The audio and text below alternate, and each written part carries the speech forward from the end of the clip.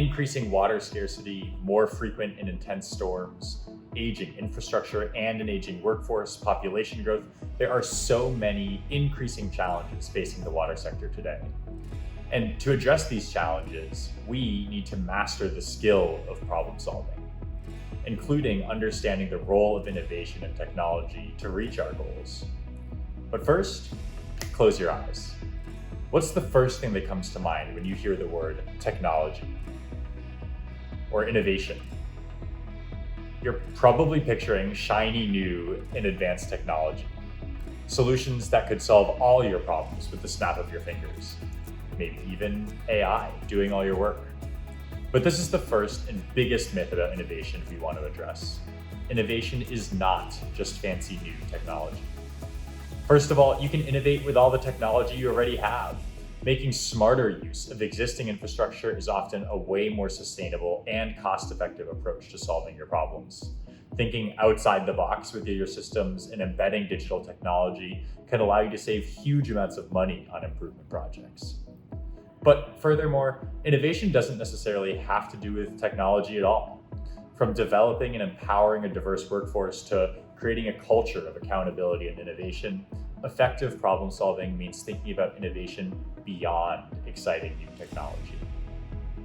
Now, my name's Jan, and in this video, myself and fellow water leaders from across organizations and disciplines will help you, water service providers, explore how technology, innovation, and problem solving can drive the water sector to greater sustainability, resilience, and success. We'll explore real examples of innovation across the water sector to see how, today, people are tackling water challenges across the United States. First, we'll go to Curtis in Mechanicsburg, Pennsylvania at their wastewater treatment plant.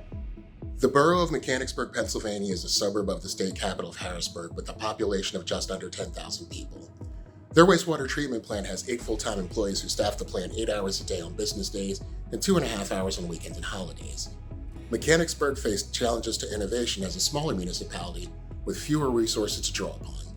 Any proposed improvements needed to keep in mind the manpower and financial costs required for operation and maintenance. Approximately 500 tons of biosolids are produced each year by Mechanicsburg treatment processes. Most treatment plants incinerate biosolids, apply them to agricultural fields, or send them to a landfill.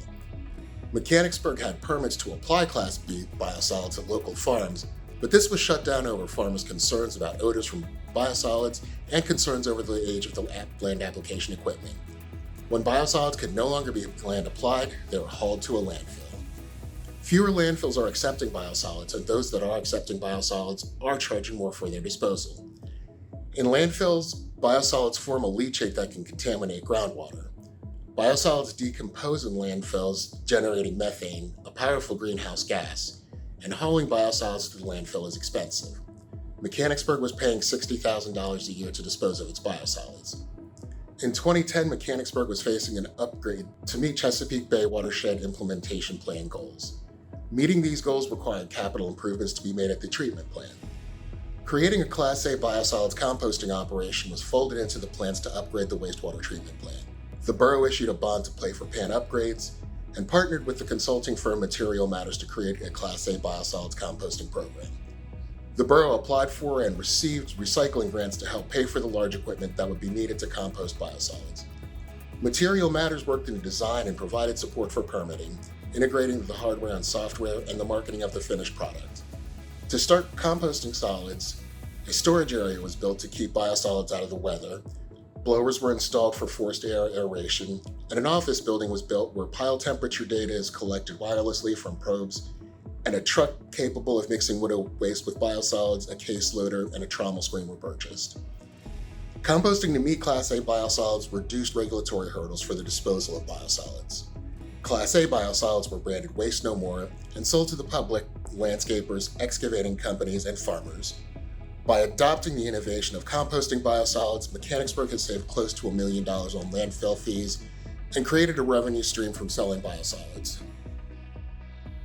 When we think of innovation in water, we often imagine cutting-edge sensors or AI. But I would argue that some of the most powerful innovations are built on something far more human, and that is building trust. Let me tell you about SacSewer's Harvest Water program, a program that is setting the blueprint for sustainable agriculture. Harvest Water is a $597 million recycled water program in California. When it's complete, it will deliver about 16 billion gallons of drought-resistant recycled water to irrigate over 16,000 acres of farmland. At its core, Harvest Water is setting the precedent for sustainable agriculture in that it's recycling treated water, it's preserving groundwater, it's restoring ecosystems and strengthening drought resilience across entire farming communities. Of course, this was made possible because the engineering is impressive.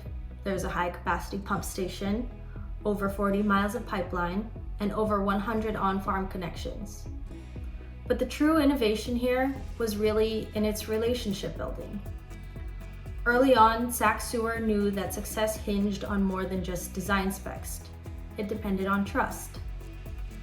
That's where a senior vice president and engineer at Carollo Engineers, who is also a local grower, stepped in. He walked the fields and personally met with each grower face to face.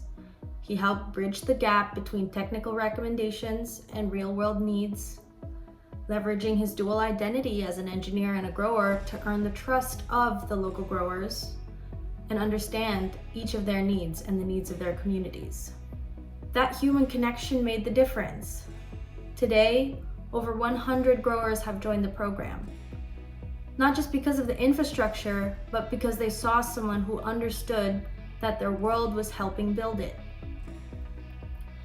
This is what resilient leadership looks like, where innovation isn't just about smart tools, but about connection. And Harvest Water reminds us that the path to sustainability isn't just technical, it's also personal.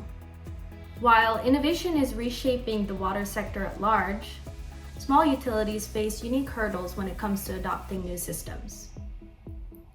Imagine being in charge of delivering clean water to your small community, but you're working with outdated systems, a small budget, and a staff of 3 who learned everything from the guy who retired 10 years ago.